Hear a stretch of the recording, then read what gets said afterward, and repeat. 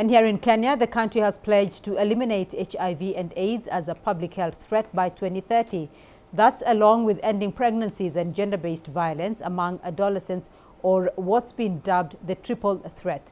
CGTN's Enoch visited an organization in Western Kenya which is working with communities to address these overlapping challenges. 2 decades ago, HIV was seen as a death sentence. Anyone diagnosed with the virus faced huge stigma and discrimination. In Kenya's lakeside city of Kisumu, a group of men and women who are living with HIV have taken the initiative of educating communities around them about the virus and how to prevent new infections. Members like Karen and Hezekiah Omanga feel encouraged by the results of their efforts. But there is still a hurdle: the triple threat of HIV infection, plus early pregnancy and sexual violence among girls and young women. 10 and 19 years, and there are so many. Very young, and they are the highest. Yeah, in terms of early pregnancies, that is the age. In terms of infections, that is the highest. In terms of teenage motherhood, that is the age that is the highest. Counseling is a big part of the couple's work, bringing together HIV patients who share their stories. They are also hoping to end cultural practices that could reverse the gains made, like early marriage, where young girls become child mothers.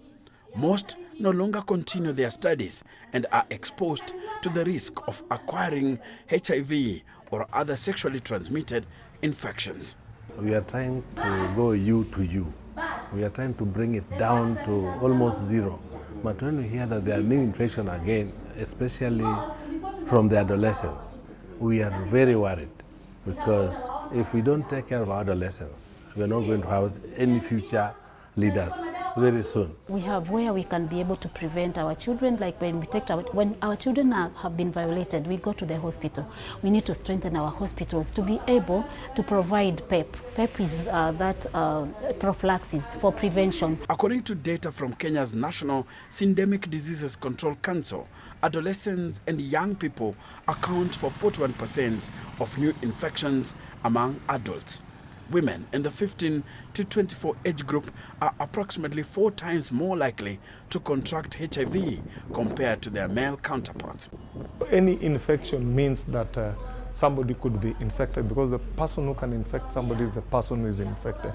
So when we look at it, that when there are reductions, okay, we feel happy but not so happy, because what we just want 0 infections. Over the next 3 years, Kenya seeks to implement a plan to end AIDS in children by 2027. This plan includes ending mother-to-child transmission of HIV, syphilis, and hepatitis.